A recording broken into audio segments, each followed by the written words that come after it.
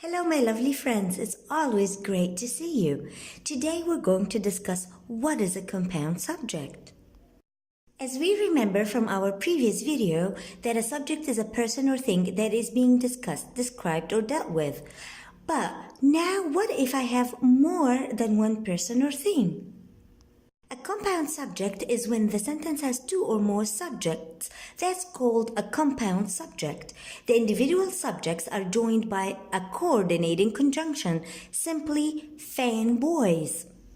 Fanboys represent an acronym where F is for, A is for and, N is for nor, B is for but, O is for or, Y is for yet, and S is for so. An interesting example would be cats and dogs are pets.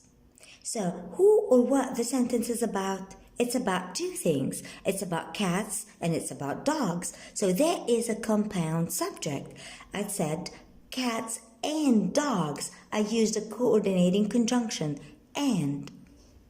Also, if I say macaroni and cheese is my favorite meal, here, what is the sentence about? It's about macaroni and cheese. So I combined macaroni, cheese with a coordinating conjunction and.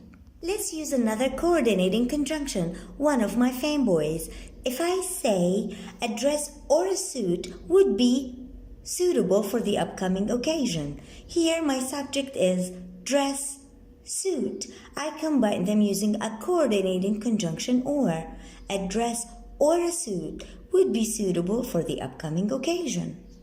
Compound subjects is a very interesting topic to study. It's very easy. I hope that you've enjoyed it.